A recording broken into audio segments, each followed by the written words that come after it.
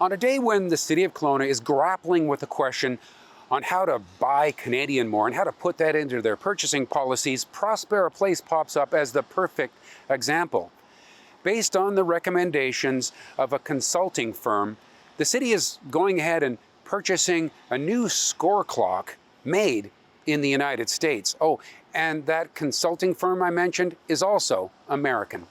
Well, it's a difficult situation that the city's in right now. I do private sector and public sector procurement for a living since I graduated university, and they're in a bind. Right now, cities can't actually consider geography when you actually do these RFP bids. So the city can't really discriminate against an American company. Can't legally discriminate, can't say no American suppliers or assign any points for being a Canadian supplier. There's councils that are asking for this kind of thing. There's a council in Delta, actually. The whole council said, yes, we want the ability to be able to rank companies partially based on where they actually operate.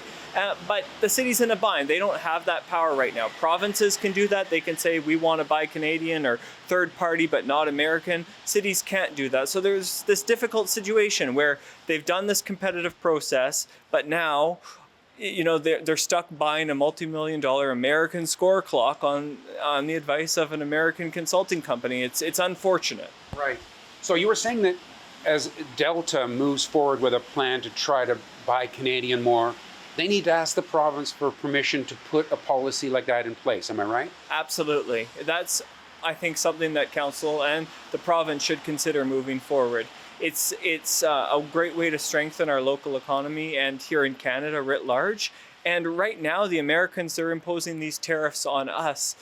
There's an argument whether there needs to be some kind of reciprocal nature to that. Right. Okay, so you're currently working in the procurement field for the provincial government, but today you're speaking just on behalf of yourself. Absolutely, Ken. Just representing myself because I think that it's a difficult situation for taxpayers. You wouldn't necessarily want the city to cancel because there might be fees associated with that. There might be significant financial burdens, and there's a timing with the Memorial Cup, but it's definitely something that the city should be looking at moving forward, asking the province, trying to get more power to hopefully support more local jobs. So the other day I was just buying mayonnaise and I was reading the back to make sure it was, Canadian. Are you doing that? Absolutely. I'm trying to buy local when I can. I go to Lakeview Market more often, all those kinds of places. Terrific. Thank you. Davis Cow, thank you. And thank you for watching Kelowna Now. We don't just report the news. We live here too. We're your neighbors, bringing you stories that matter to all of us. No government funding, no outside influence.